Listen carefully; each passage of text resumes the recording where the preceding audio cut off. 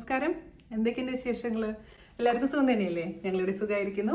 അപ്പൊ ഞാനിന്ന് വന്നിരിക്കുന്നത് വളരെ ഈസി ആയിട്ടുള്ളതും അതേസമയം ടേസ്റ്റി ആയിട്ടുള്ളതുമായ ബീഫ് കറിയുടെ റെസിപ്പി ആയിട്ടാണ്. അപ്പൊ ക്രിസ്മസ് ആവാറായി. ക്രിസ്മസ് റെസിപ്പീസ് ആണ് ഞാൻ പോസ്റ്റ് ചെയ്യാൻ പോകുന്നത് ഇനി മുതൽ. കഴിഞ്ഞ 4 ആഴ്ചകളായിട്ട് ഞാൻ പോസ്റ്റ് ചെയ്തിട്ടുണ്ടായിരുന്നത് നമ്മുടെ ഹെയർ കെയർ വീഡിയോ ആയിരുന്നു. അതായത് എൻ്റെ ഹെയർ കെയർ ജേണി ഞാൻ പോസ്റ്റ് ചെയ്തിട്ടുണ്ടായിരുന്നു.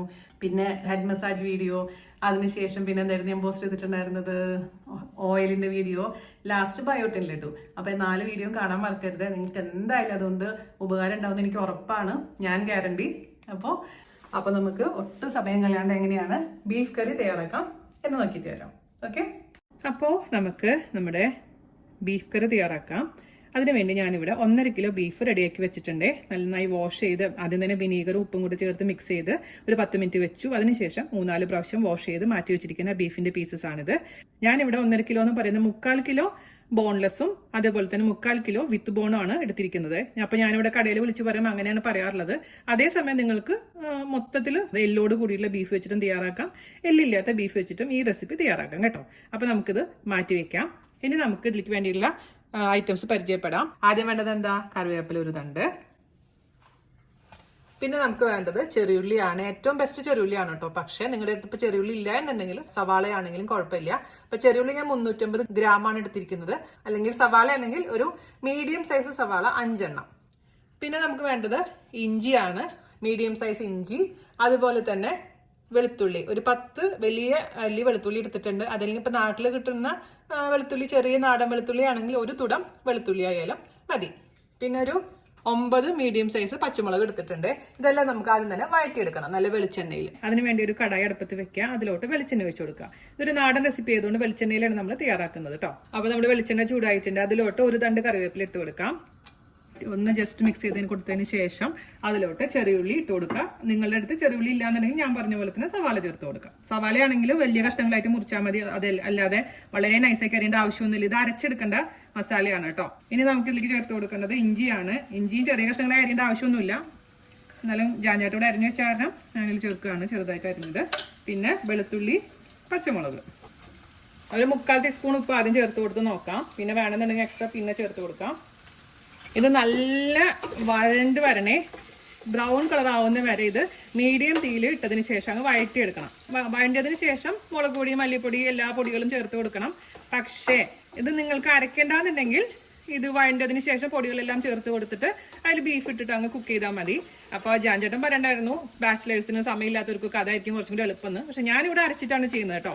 നിങ്ങൾക്ക് ഇപ്പോൾ അരക്കേണ്ടെന്നുണ്ടെങ്കിൽ ആ ഓപ്ഷനും ചെയ്യാം, അരയ്ക്കാതെ തന്നെ ചെയ്യാം. നമ്മൾ ചെറിയുള്ളിയൊക്കെ നന്നായിട്ട് ബ്രൗൺ കളർ ആയിട്ടുണ്ട് കേട്ടോ. എല്ലാം നന്നായി വഴണ്ടി വന്നിട്ടുണ്ട്. നമുക്കിനി തീ കുറയ്ക്കണം. അതിനുശേഷം ഇതിലേക്ക് ചേർക്കേണ്ട മസാലപ്പൊടികളെല്ലാം ചേർത്ത് കൊടുക്കാം. ആദ്യം തന്നെ നമുക്ക് ഒരു 1/4 ടീസ്പൂൺ മഞ്ഞൾപ്പൊടി ചേർത്ത് കൊടുക്കാം. ഒരു 1/4 ടീസ്പൂൺ പെരിഞ്ജീരകത്തിന്റെ പൊടി 2 ചേർത്തതിന് ശേഷം നന്നായി ഒന്ന് മിക്സ് ചെയ്ത് കൊടുക്കാം. 1/2 ടീസ്പൂൺ കുരുമുളക് പൊടി, 1.5 ടേബിൾ സ്പൂൺ നല്ല എരിവുള്ള മുളക് പൊടി, 2 ടേബിൾ സ്പൂൺ മല്ലിപ്പൊടി, 1/2 ടീസ്പൂൺ ഗരം മസാല. ഇത്രയും ചേർത്തതിന് ശേഷം നന്നായി ഇതിന്റെ പച്ചമണം മാറുന്ന വരെ അങ്ങ് വഴറ്റിയെടുക്കാം. പിന്നെ ഒരു ഐറ്റം കൂടി ചേർക്കാനുണ്ട്, അതായത് മീറ്റ് മസാല. അപ്പൊ നിങ്ങളുടെ അടുത്ത് മീറ്റ് മസാല ഇല്ല എന്നുണ്ടെങ്കിൽ ഗരം മസാലയുടെ അളവ് ചേർത്താൽ മതി കേട്ടോ. അപ്പൊ മീറ്റ് മസാല ഞാനിവിടെ 1.5 ടീസ്പൂൺ മീറ്റ് മസാലയാണ് ചേർക്കാൻ പോകുന്നത്. അതും കൂടെ ചേർത്ത് നന്നായി അങ്ങ് ഒരു 2-3 മിനിറ്റ് ചെറിയ തീയിലങ്ങ് വഴറ്റിയെടുക്കാം. ഇതിലോട്ട് പച്ചമണം മാറിയതിന് ശേഷം നിങ്ങൾക്ക് ഒന്നില്ലെങ്കിൽ വിനീഗർ ചേർക്കാം, അതല്ലെങ്കിൽ തക്കാളി ചേർക്കാം. മസാലയുടെ ഒക്കെ പച്ചമണം നന്നായി മാറിയിട്ടുണ്ട്. വിനീഗർ ഒഴിച്ചെടുക്കാം. പിന്നെ നോക്കിയിട്ട് നമുക്ക് എക്സ്ട്രാ ചേർത്ത് കൊടുത്താൽ മതി. ആദ്യം തന്നെ ഒരുപാട് പുളി ഒഴിക്കരുത്. പുളി കൂടി കഴിഞ്ഞാൽ നന്നായിട്ടുണ്ടാവില്ല.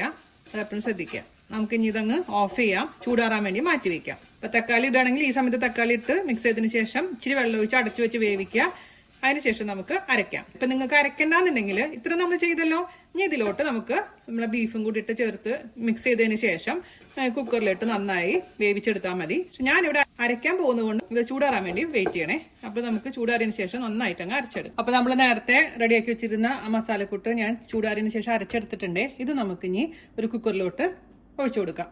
ഇനി കുക്കറിലാണ് തയ്യാറാക്കാൻ പോകുന്നത് കേട്ടോ. അതിലോട്ട് നമുക്ക് കുറച്ച് വെളിച്ചെണ്ണ വെച്ച് കൊടുക്കാം. തീ ഓൺ ചെയ്യാം. ചെറുതായി എണ്ണ ചൂടായി വരുമ്പോൾ കുറച്ച് കറിവേപ്പില ഇട്ട് കൊടുക്കാം. അതിലോട്ട് നമ്മൾ അരച്ചു വെച്ചിരിക്കുന്ന കൂട്ടങ്ങ് ഒഴിച്ചു കൊടുക്കും. ഓക്കെ, അപ്പൊ നമ്മൾ ചേർത്ത് കൊടുത്തിട്ട് ഇത് 2-3 മിനിറ്റ് നേരം ചെറിയ തീയിൽ ഒന്ന് വഴറ്റിയെടുക്കാം കേട്ടോ. ഓൾറെഡി നമ്മൾ വഴറ്റിയതാണെന്നാൽ പോലും ഒന്ന് 2-3 മിനിറ്റ് വഴറ്റിയതിന് ശേഷമാണ് നമ്മൾ ഇതിലോട്ട് ബീഫും കുറച്ച് നാളികേരക്കൊത്തും കൂടെ ചേർത്ത് കൊടുക്കാൻ പോകുന്നത്. 2-3 മിനിറ്റ് കഴിഞ്ഞിട്ട് നമുക്ക് നോക്കാം. അപ്പോൾ നമ്മൾ 2-3 മിനിറ്റ് വഴറ്റിയിട്ടുണ്ട്. ഇപ്പോൾ ബീഫൊക്കെ കഴിക്കാത്തവർ അല്ലെങ്കിൽ നോൺ വെജ് കഴിക്കാത്തവരാണെങ്കിൽ മസാലയുടെ ടേസ്റ്റ് ഒന്നും നോക്കാൻ മറക്കരുത്. ഉപ്പും എരിവും പുളിയും ഒക്കെ കറക്റ്റാണെന്ന് മനസ്സിലാക്കിയിട്ടുണ്ടെങ്കിൽ പിന്നെ നമുക്ക് എളുപ്പമാണെന്ന് ഉണ്ടാക്കാൻ. അല്പം ഉപ്പ് മുന്നോട്ട് നിൽക്കണേ, ഓവറായിട്ടല്ല, ഒരു അല്പം മുന്നോട്ട് നിന്ന് കഴിഞ്ഞാലാണ് നമ്മൾ ബീഫും കൂടി ഇടുമ്പോൾ അത് കറക്റ്റായിട്ട് ഉണ്ടാവുക. ഒരല്പം ഉപ്പിന്റെ കുറവുണ്ട്, അതുകൊണ്ട് ഞാൻ അല്പം മാത്രം ചേർത്ത് കൊടുക്കുകയാണ് കേട്ടോ. എന്നിട്ട് നമുക്ക് മിക്സ് ചെയ്തതിന് ശേഷം ഇതിലോട്ട് ഞാൻ ഇട്ട് കൊടുക്കാൻ പോകുന്നത് കുറച്ച് നാളികേരക്കൊത്താണ്. അത് ഇച്ചിരി തിക്കായിട്ട് അരിഞ്ഞിട്ടുള്ളതാണ് കേട്ടോ. അല്ലാന്ന് വെച്ചാൽ നിങ്ങൾ ഉള്ളി കാച്ചുന്ന സമയത്ത് നാളികേരക്കൊത്ത് തിന്നായിട്ട് അരിഞ്ഞിട്ട് ഒന്ന് റോസ്റ്റ് ചെയ്തിട്ടാലും മതി. പക്ഷെ ഇതിങ്ങനെ ഇടാനാണ് ഞാൻ ഇഷ്ടപ്പെടുന്നത്. മിക്സ് ചെയ്യുക. അതിനുശേഷം നമുക്ക് ഇതിലോട്ട് ബീഫും കൂടെ ചേർത്ത് കൊടുക്കും. ഇത് നന്നായിട്ട് അങ്ങ് മിക്സ് ചെയ്ത് കൊടുക്കാം. ഈ ബീഫിന്റെ എല്ലാ ഭാഗത്തും ഈ മസാല തീന്ന് ഉറപ്പ് വരുത്തിയതിന് ശേഷം 2-3 മിനിറ്റും കൂടെ ഇതിലിട്ട് ഓപ്പണായി വേവിച്ച് മിക്സ് ചെയ്ത് കൊടുത്തതിന് ശേഷം മാത്രം നമുക്ക് അല്പം വെള്ളം ഒഴിച്ച് അടച്ചു വെച്ച് അങ്ങ് വേവിച്ചെടുക്കാം. നമ്മൾ ബീഫ് ഇട്ടതിന് ശേഷം 2-3 മിനിറ്റ് മിക്സ് ചെയ്തിട്ടുണ്ടേ. ഇനി നമുക്ക് ഇതിലോട്ട് അല്പം മാത്രം ചൂടുവെള്ളം ഒഴിച്ചു കൊടുക്കാം. ശരിക്കും പറഞ്ഞാൽ വെള്ളം ഒഴിക്കേണ്ട ആവശ്യമൊന്നുമില്ല, ഇതിൽ നിന്ന് ബീഫിൽ നിന്ന് തന്നെ വെള്ളം ഇറങ്ങിക്കോളാം. എന്നാലും റിസ്ക് എടുക്കണ്ട. 1/2 ഗ്ലാസ് ചൂടുവെള്ളം ഞാൻ ഒഴിച്ചു കൊടുത്തിട്ടുണ്ടേ. മിക്സ് ചെയ്യാം. അതിനുശേഷം നമുക്ക് അടച്ചു വെച്ചിട്ട് ഒരു 4 വിസിൽ വെക്കാം. പക്ഷേ നിങ്ങളുടെ കയ്യിൽ കിട്ടുന്ന ബീഫ് അനുസരിച്ച് വേണം ബീഫിന്റെ വേവ്, കുക്കിംഗ് ടൈം തീരുമാനിക്കാൻ കേട്ടോ. മീൻസ് 4 വിസിൽ കൊണ്ട് തന്നെ നന്നായിട്ട് കുക്കായി കിട്ടാറുണ്ട്. അതുകൊണ്ടാണ് ഞാൻ 4 വിസിലിൻ്റെ അളവ് പറഞ്ഞത്. അപ്പോൾ നിങ്ങൾ നോക്കിയിട്ട് അതുപോലെ ചെയ്തോളൂ കേട്ടോ. അപ്പോൾ നമുക്ക് അടച്ച് വെക്കാം. പിന്നെ ഇതുപോലെ നിങ്ങളുടെ അടുത്ത് ഇപ്പോൾ കുക്കർ ഇല്ലാന്നുണ്ടെങ്കിൽ അടി കട്ടിയുള്ള പാത്രത്തിൽ ഇത്രയും സംഭവങ്ങൾ ഇടുക. അടച്ച് ചെറിയ തീയിൽ വെച്ച് സ്ലോ കുക്കിംഗ് ചെയ്താൽ മതി. അപ്പോഴും നന്നായി കുക്കായി കിട്ടും കേട്ടോ. നമുക്കിനി വിസിൽ വന്നതിന് ശേഷം നോക്കാം. അപ്പോൾ ഇതാ നമ്മുടെ ബീഫിന് 4 വിസിൽ വന്നു കേട്ടോ. ഞാൻ ഓഫ് ചെയ്തിട്ടുണ്ടായിരുന്നു. കംപ്ലീറ്റ് പ്രഷർ പോയിട്ടുണ്ട്. നമുക്ക് തുറന്ന് നോക്കാം. വെന്തിട്ടില്ലെങ്കിൽ നമുക്ക് വീണ്ടും കുക്ക് ചെയ്യേണ്ടതായിട്ട് വരും. ഞാൻ പറഞ്ഞ പോലെ നിങ്ങൾ തുറന്ന് നോക്കിയിട്ട് വേണേ തീരുമാനിക്കാൻ എത്ര വിസിൽ വേണം എന്നുള്ള കാര്യം. നമുക്ക് നോക്കാം.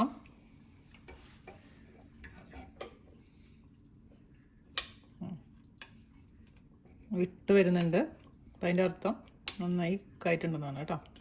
ഇനി നമുക്കിതൊന്ന് തിളപ്പിച്ചെടുക്കണം. എന്നിട്ട് അവസാനം ഉള്ളി കാച്ചി ഒഴിക്കണം. ഉള്ളി കാച്ചുന്നത് നിർബന്ധമൊന്നുമില്ല. ഉള്ളി കാച്ചുമ്പോൾ ഉള്ളിയുടെ ഒരു ഫ്ലേവർ കിട്ടുന്നു മാത്രമേ ഉള്ളൂ. അപ്പോൾ ജാൻചേട്ടൻ അപ്രൂവ് ചെയ്തിട്ടുണ്ട് കേട്ടോ. ഞാൻ ഓഫ് ചെയ്യാണേ. നന്നായിട്ട് എണ്ണ തെളിഞ്ഞിട്ടുണ്ട്. നമുക്ക് ഇനി ഇതിലേക്ക് ഞാൻ പറഞ്ഞ പോലെ ഓപ്ഷനിലാണ് ചെറിയുള്ളി കാച്ചി ഒഴിക്കുന്നത്. താല്പര്യം ഉണ്ടെങ്കിൽ മാത്രം ചെയ്താൽ മതി. ഞാനിപ്പോൾ കുറച്ച് ചെറിയുള്ളി മാത്രം അല്പം വെളിച്ചെണ്ണയിൽ മാത്രമാണ് ഉപയോഗിക്കുന്നത് കേട്ടോ. കാരണം ഓൾറെഡി അതിൽ വെളിച്ചെണ്ണ നല്ലോണം എണ്ണയുണ്ട്. അപ്പോൾ ഒരുപാട് എണ്ണയിൽ നമുക്ക് വഴറ്റേണ്ട ആവശ്യമില്ല. അപ്പോൾ നമുക്ക് കുറച്ച് ചെറിയുള്ളി ഇതിലോട്ട് കാച്ചി ഒഴിക്കാം. അപ്പോൾ നമുക്ക് ഇതിലേക്ക് അല്പം മാത്രം വെളിച്ചെണ്ണ വെച്ച് കൊടുക്കാം. ചെറിയുള്ളി അരിഞ്ഞിട്ട് കൊടുക്കാം. ഇനി നന്നായിട്ട് ഇത് ബ്രൗൺ കളർ ആവുന്ന വരെ ഒന്ന് വഴറ്റി കൊടുക്കാം. ജാൻചേട്ടൻ എന്നെ ഹെൽപ്പ് ചെയ്യുന്ന കേട്ടോ. ഓക്കെ, നമ്മുടെ ഉള്ളി നന്നായിട്ട് ഗോൾഡ് കളർ ആയിട്ടുണ്ടേ. ചേട്ടാ അതിലേക്ക് കുറച്ച് കറിവേപ്പില ഇട്ട് കൊടുക്കട്ടെ. കുറച്ച് കറിവേപ്പിലയും കൂടി ഇട്ട് മിക്സ് ചെയ്തോ. നമുക്ക് ഗ്യാസ് ഓഫ് ചെയ്യാം. ഇത് നമ്മുടെ ബീഫ് കറിയിലോട്ടങ്ങ് ഇട്ട് കൊടുക്കാം.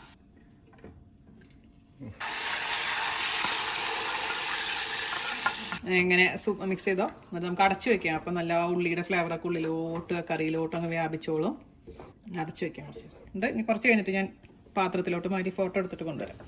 അപ്പം നമ്മുടെ ബീഫ് കറി ഇതാ ഫോട്ടോയിലെടുത്ത് കൊണ്ടുവന്നിട്ടുണ്ട്. നല്ല ഡാർക്ക് കളറായിട്ടുണ്ട് കേട്ടോ. ഞാനൊരു ഭംഗിക്ക് വേണ്ടിയിട്ടുണ്ട് ചുവന്ന മുളക് മുറിച്ചിട്ടതാണേ. അപ്പോൾ ബാക്കി ഇവിടെ ഇതിലിരിപ്പുണ്ട്. നല്ല എണ്ണയൊക്കെ തെളിഞ്ഞ് അടിപൊളിയായിട്ടുള്ള ബീഫ് കറിയാണ്. എന്തായാലും തയ്യാറാക്കി നോക്കുക. വളരെ എളുപ്പമാണ് തയ്യാറാക്കാൻ. ഞാൻ പറഞ്ഞ പോയിന്റ്സ് ഒക്കെ ഒന്ന് ശ്രദ്ധിച്ചാൽ മതി. പിന്നെ അരയ്ക്കുണ്ടെങ്കിൽ അരയ്ക്കാതെയും ചെയ്യാം. അപ്പം എന്തായാലും നിങ്ങൾ തയ്യാറാക്കി നോക്കിയതിന് ശേഷം അഭിപ്രായം പറയാൻ മറക്കരുത്. അപ്പോൾ അടുത്ത റെസിപ്പി ആയിട്ട് വരുന്നവരെ നന്ദി, നമസ്കാരം. താങ്ക്